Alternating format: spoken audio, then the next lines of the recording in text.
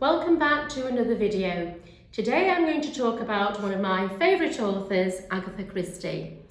I've loved reading her books and I've collected editions of her novels, and I've actually become really interested in the author Agatha Christie herself. She had such an interesting life, she travelled extensively, and there was also a mystery surrounding her that is equal to anything that you would find in her novels.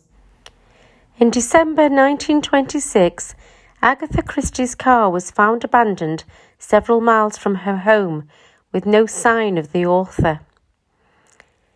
There was an incredible manhunt with thousands of policemen and volunteers from the public searching for her for 10 days. Rewards were offered. The Home Secretary even got involved, urging the police to do more. Another author, Sir Arthur Conan Doyle, even consulted a clairvoyant, offering her Agatha Christie's glove to see if she could locate the author. Eventually, she was tracked down to a hotel in Harrogate, now known as the Old Swan Hotel. She had been living there for 10 days under an assumed identity. She never explained, never publicly discussed this mysterious disappearance. One theory about Agatha Christie's disappearance is that she discovered her first husband was having an affair, and this caused her to have a nervous breakdown. I think that she used the idea of deception and she put it into her novels so many times. The idea comes across that person A is supposedly in love with person B, but really they were in love with person C and plotting against B. Agatha Christie was very good at using her own personal experiences in her books, and that's what makes them so readable. During the war, she worked in a pharmacy and she had an excellent knowledge of drugs and poisons, and the accuracy really comes across. She travelled extensively, especially with her second husband, and she uses this as her exotic location settings in her books as well.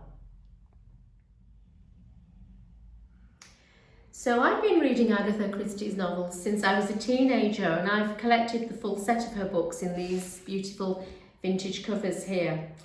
And she created two great detectives. Hercule Poirot, she based on a refugee that she met in between the war years, and he's a wonderful detective with his sidekick Hastings, and I think my favourite of the books where they're together and Hastings is the narrator. My favourite adaptation are the ones with David Suchet playing Poirot and Hugh Fraser playing Hastings. I also listen to Poirot on Audible. I also listen to Agatha Christie novels on Audible, and the best ones for me are the ones where Hugh Fraser is the narrator. Her second great detective is Miss Marple. So this is one of hers. So Murder in the Library. And what I really love about the Miss Marple books is that you get this cosy feel of being in a village, and this gossipy, harmless little old lady who's actually incredibly sharp, and what she can do is talk to the servants, talk to people in the shops, in a much more natural way than the policeman can, and that's how she solves the murders. Her books really bring about an exciting time, the golden age of travel. I love the David Suchet adaptations because they show you the Art Deco settings, and I'm actually lucky enough to be meeting David Suchet at the Storyhouse Theatre in Chester. So there's the theatres have opened up again, so that's really good. And there's an audience with David Suchet there where he'll be talking about his role as Poirot. So that will be coming up in a future video. So this is just a little taste of my love of Agatha Christie novels. I hope you enjoy reading her books too. So here's a final look at my book collection. Next, I want to visit a place called Abney Hall. Its connection to Agatha Christie is that it belongs to her brother-in-law. She went there to recuperate after her breakdown and she would often spend family Christmases there.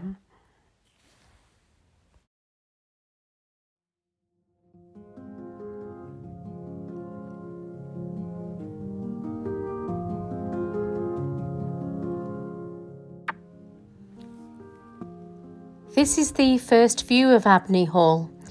As you can see, it's a magnificent Victorian mansion.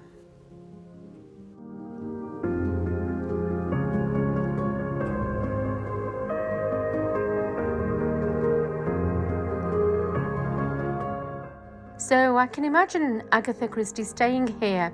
There would have been grand family parties with servants, and it would have given her inspiration for her novels.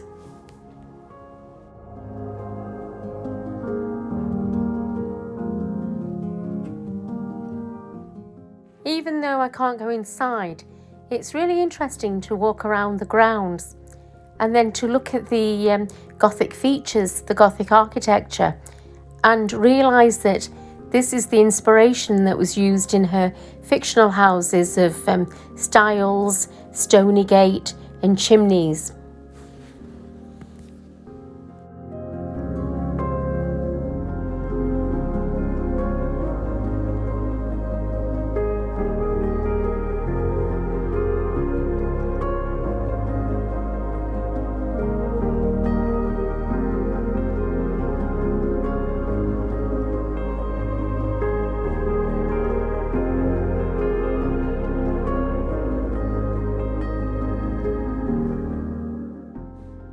I'll finish by just showing you a little glimpse of the porchway so you can see how beautiful the house would be inside. I hope you've enjoyed this video. See you next time.